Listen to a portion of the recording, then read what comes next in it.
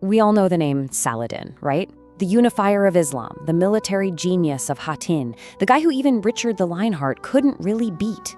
He was, for all intents and purposes, invincible.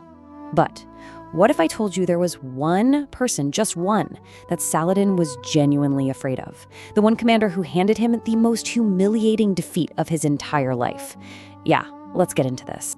See, this person, he wasn't some king in his prime. He was a teenager, a 16-year-old kid whose body was literally decaying from leprosy. He couldn't even feel his own right hand. His name was Baldwin IV. And here's the crazy part. As long as he was alive, Saladin could not take Jerusalem. And that's the central, absolutely mind-bending paradox of this whole story. So you have to ask yourself, how? I mean, really, how did this boy, who was basically condemned to death, racing against the clock of his own body falling apart, become the one thing stopping the most powerful sultan of the age? This isn't just a history lesson, folks. This is a story about an impossible fight against time itself. So to understand the legend, you gotta go back to the beginning, to the boy, and the moment his life was forever changed. Okay, picture this. It's 1174, and at just 13 years old, Baldwin is being crowned King of Jerusalem. But even as that crown is placed on his head, the entire court is already whispering, because they all know this terrible secret. A secret discovered years before by his tutor, who noticed the young prince didn't even flinch when he was pinched or scraped on his right arm. He felt no pain. The diagnosis? Leprosy. And you have to understand, in the 12th century, this wasn't just a disease, it was a death sentence. People saw it as a curse from God. They called it the living death. Victims were complete outcasts, literally forced to ring a bell to warn people they were coming. And now, a boy with that condition, this social pariah, was the king of the holy city itself. The irony is just staggering. But here's the incredible twist in all this. The court looked at him and saw weakness. They saw a placeholder king, right? A temporary problem. They immediately started fighting over who would succeed him. But they were so wrong, because that illness, it became his greatest strength. Think about it. Baldwin knew, with 100% certainty, that his time was short. He had no time to waste on politics, no time for long-term schemes. He had to act, right now. And that incredible sense of urgency, well, it's about to lead to one of the most unbelievable battles in the entire history of the Crusades. A real miracle born from pure desperation. So, fast forward to 1177, Saladin decides he's done playing games with this sick boy king. He invades the kingdom of Jerusalem with a huge elite army. I mean, we're talking 26,000 professional soldiers, including his own personal Mameluke guard. This wasn't just a raid. His goal was total annihilation. And what does Baldwin have to stop this tidal wave of an army? Just 500 knights. That's it. 500. The odds weren't just bad, they were completely suicidal. Saladin was so sure of himself, so dismissive of this tiny force, that he let his own army get sloppy and spread out, just looting villages. He didn't even consider them a threat.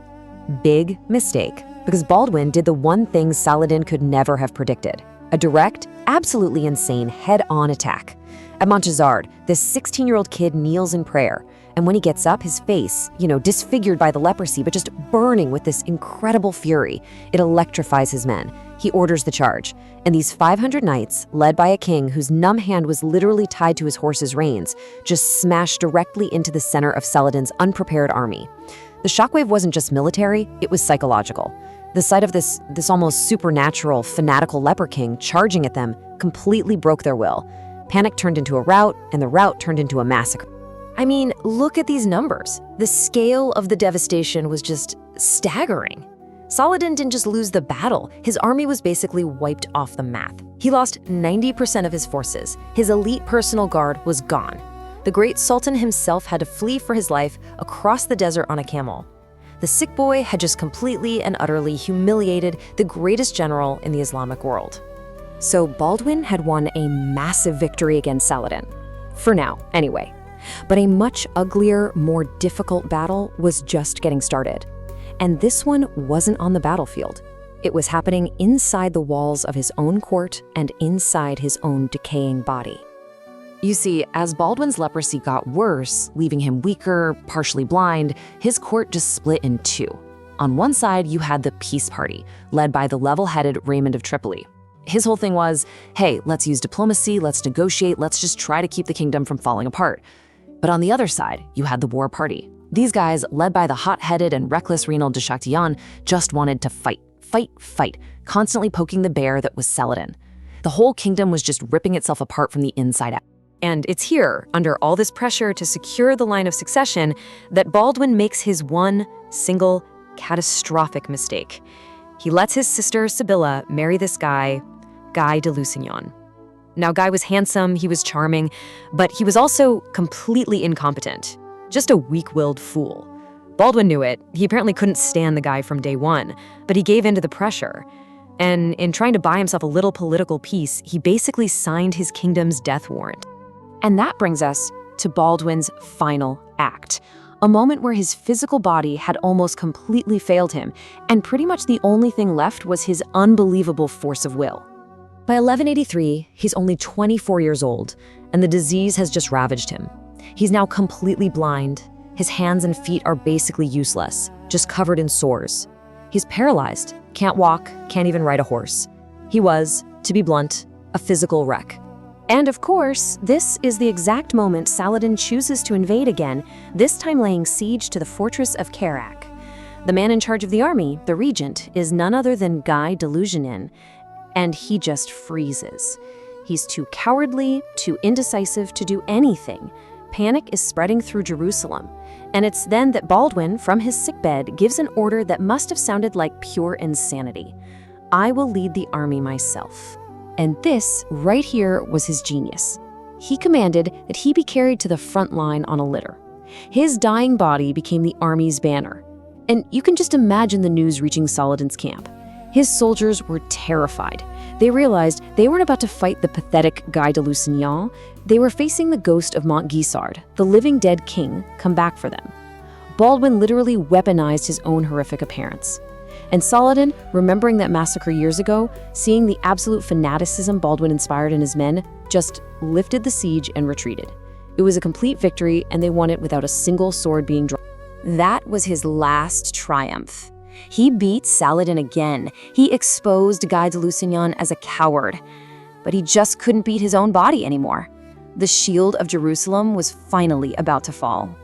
On March 16, 1185, Baldwin IV was finally dead. He was only 24. Think about that. For 11 years, he had been actively dying. And for every single one of those 11 years, he was the only thing that kept Jerusalem safe from Saladin. And the second he was gone, everything just fell apart with absolutely shocking speed. Baldwin had left a solid succession plan, even a truce with Saladin. But just a year later, his young successor, a little boy, dies. Instantly, Sibylla and Guy de Lusignan stage a coup and seize the throne. The reckless war party is now in total control. And by 1187, what do? They break the truce, and the new king, Guy, leads the entire army of Jerusalem right into a trap where it is completely annihilated at the Battle of Hattin. Just like that. I mean, just look at the difference. It's staggering. You have 11 years of Baldwin's sheer force of will holding the kingdom together, pulling off impossible victories. And then you have less than 1 year of Guy's absolute reckless incompetence to burn the whole thing to the ground. And that, right there, is the ultimate tragedy of Baldwin's story. Here was a man with a will of iron, strong enough to beat the greatest sultan of the era and basically defy death itself for over a decade. But even that was no match for the simple, greedy stupidity of his own family. A shield, no matter how strong, can't protect you from the traitors standing behind it. In the end, you could say Baldwin won every single war he ever fought, except for the one against the sheer incompetence of the people who came after him. And that leaves us with one last, kind of chilling question to think about. After everything he did, after all his sacrifice, did Jerusalem ever really stand a chance without him?